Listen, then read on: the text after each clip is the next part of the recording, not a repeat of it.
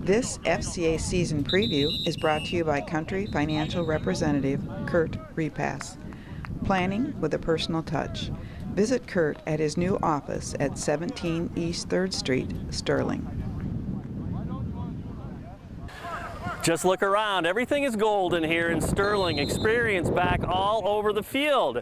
And not only will that be a big factor on Friday nights, it's made an impact here in practice. We got to be great tacklers, got to be great blockers, and I don't think we necessarily expedited in the process of what we got to do, but it's just we've been able to, go a little bit faster, get a few more reps here, and so I think, because our kids are, we do have so many kids coming back, and especially at some of the skill positions and up front offensively, we've been able to move, schematically and implement a few things that not necessarily that we didn't do before, but not this early in the game. Mm-hmm. Talk about, I guess, the scope of how many kids are back. I mean, how much experience is there too? Yeah, we got 4 kids up front that come back, and 3 or 4 that are vying for that other spot, and really pushing other kids, and allows some of the other kids to play a little bit more on the defensive side of the ball. So our quarterback's back again this year, which he had a great year for us as a junior, and kind of was asked to maybe not do a ton and kind of manage it, but still, I think he had 16 touchdowns, and he still had a really, really good year.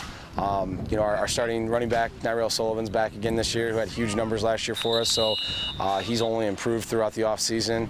And then we got a couple different guys, Nolan Sullivan, who's our H-back. He's kind of the heartbeat of our offense, with what he does, and he's back, and we got some nice skilled kids on the outside as well, so we feel we got some kids out there that are able to make plays in space, and now we just got to make sure that we can really block and get those guys the ball.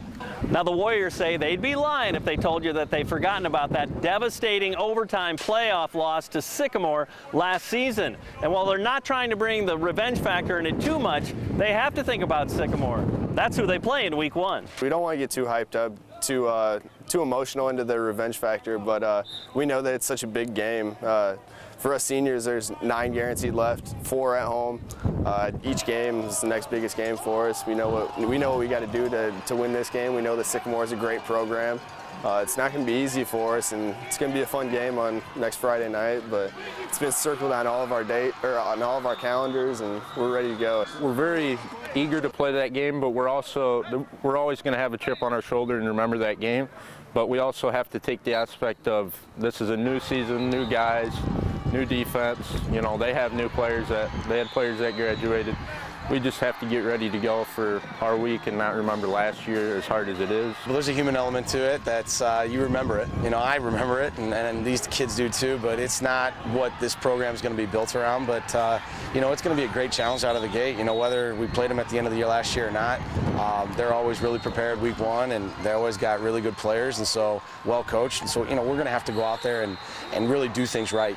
Sterling High School hosts one of many FCA huddles scattered all over our 21-county area.